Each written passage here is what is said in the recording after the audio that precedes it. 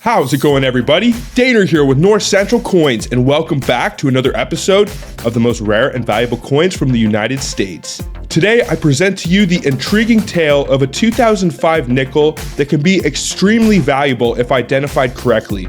Now, you might be thinking, what makes a nickel that is less than 20 years old worth so much money?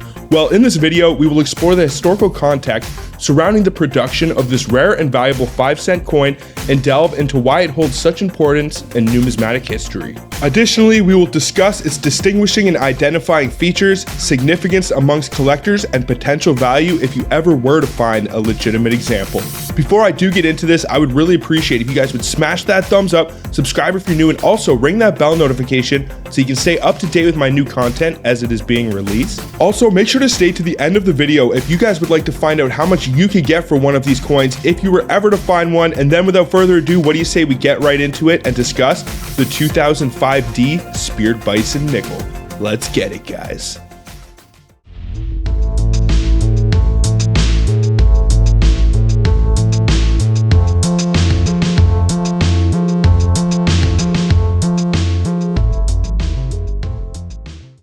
So before we get into the 2005D Speared Bison Nickel, first I thought I would give you guys some information on the American nickel. The United States Mint produces nickels, which are wrongly known as nickels and are actually 5-cent coins.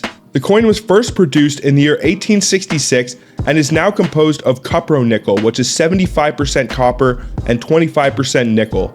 The coin has a thickness of 1.95 millimeters and a diameter of 0.835 inches or 21.21 millimeters. Before today's cupronickel 5-cent coin, the silver half dime, which was equal to 5 cents, was minted from the years 1792 to 1873. Due to the economic hardship brought on by the American Civil War, gold and silver was removed from circulation. As a result, the government initially issued paper money in place of low-value coinage.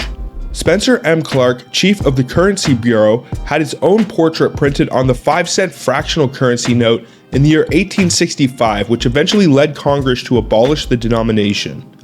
After the 2-cent and 3-cent pieces without precious metal content were successfully introduced, Congress also authorized 5-cent pieces to be made of base metals, which the mint started producing in the year 1866.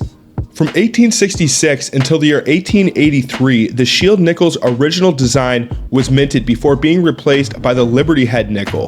In 1913, the Buffalo Nickel was first introduced as part of an effort to boost the value and beauty of American coinage.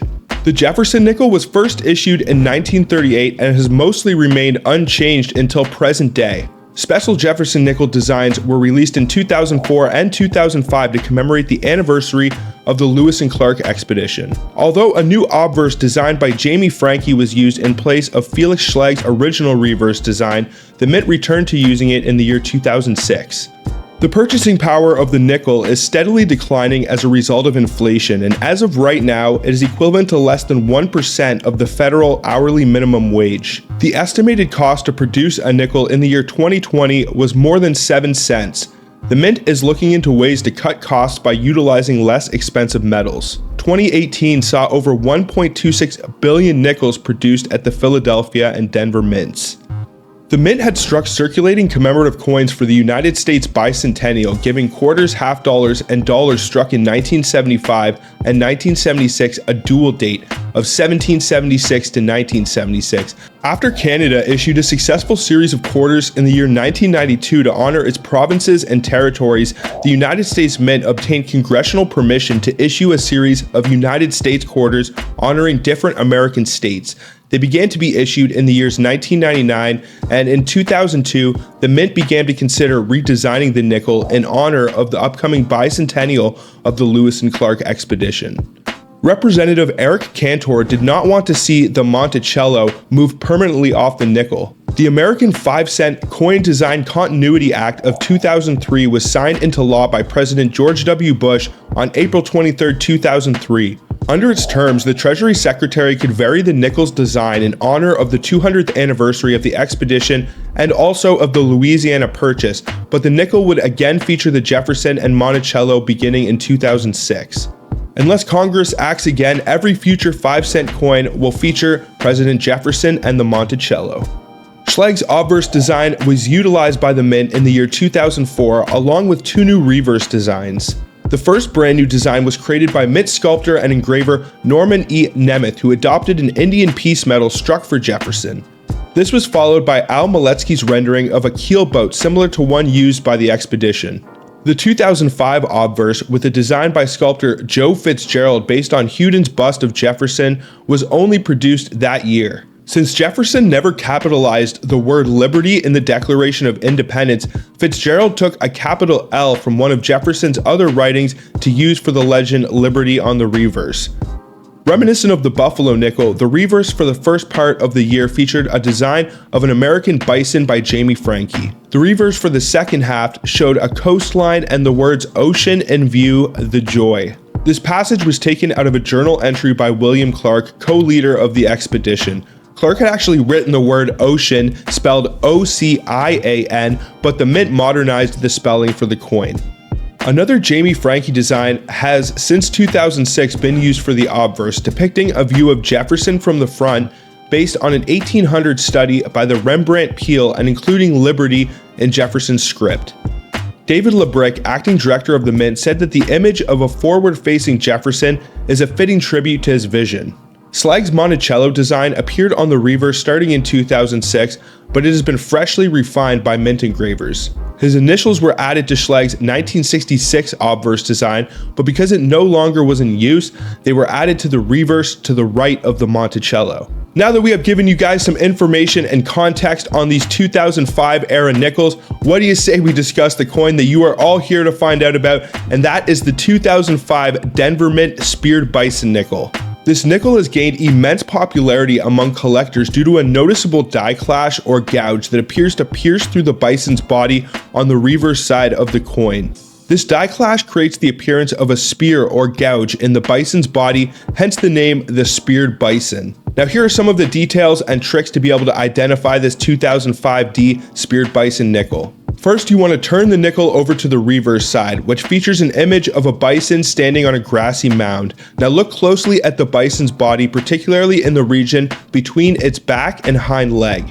The identifying feature of this nickel is a distinctive die clash or gouge that appears to pierce through the bison's body, creating a raised and irregular line. This raised line typically starts near the bison's back and extends downwards, resembling a spear or large gouge mark.